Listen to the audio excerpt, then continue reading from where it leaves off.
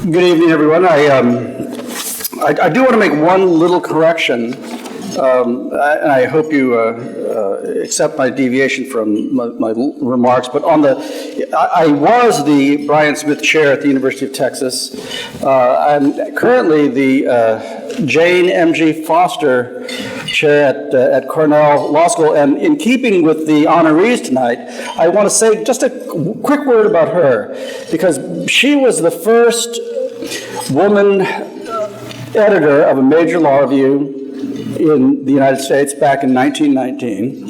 She went on to invest in a company that became IBM, and is the single largest donor to the Cornell Law School. And I'm honored to have her name associated with me, and in keeping with the people we're honoring tonight.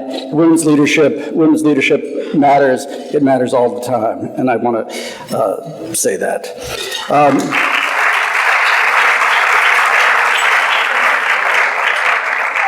I want to thank the sponsors and all of the people who've made this evening possible. I want to thank Kathleen and her staff. She's put together a great staff for putting this together. And I urge you to go look at the car if you haven't looked at it already. I also want to share what the two Kathleens have already said. That we're at a crossroads. There is a certain euphoria we feel and we felt when the climate agreement was signed on Earth Day. But the reality after that signing is actually dawning on us, because what we need in order to make that agreement a reality is we have to reach beyond the commitment people made when they signed it and engage everyone in the struggle against climate disruption and to bring the kinds of policy changes that we need to address climate change. Earth Day has always been focusing on that specific problem. We've been the voice that I think probably the most consistent voice stressing the importance of global climate change, the importance of the global environment, and climate literacy. And we've been trying to build the capacity for community and local organizations to act to help expand and diversify the environmental movement. We've worked with the NAACP Voters Fund, the LCV, the Southwest Voters. We're trying to bring and reach out and create the most diverse and active environmental movement in the world. It's hard in the trenches work, but I think it's paying off.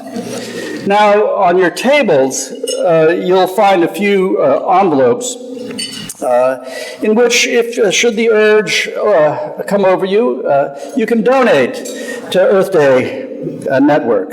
The funds that will raise tonight will allow us to continue the work we're doing in reaching out to the communities and to build the necessary capacity to maintain the projects and the programs that we've already started.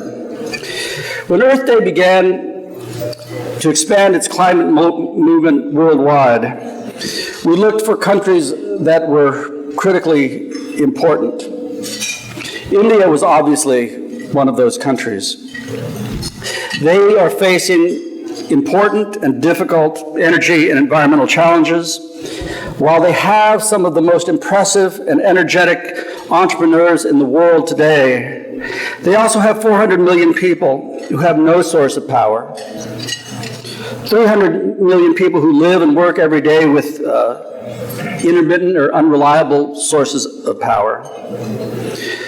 Yet we are working hard to build networks there, to build on the human capacity, the human capital that India represents, to make what has to happen to produce the changes necessary.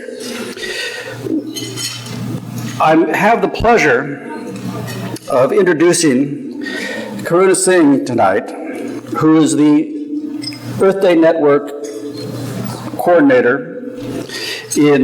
director in India.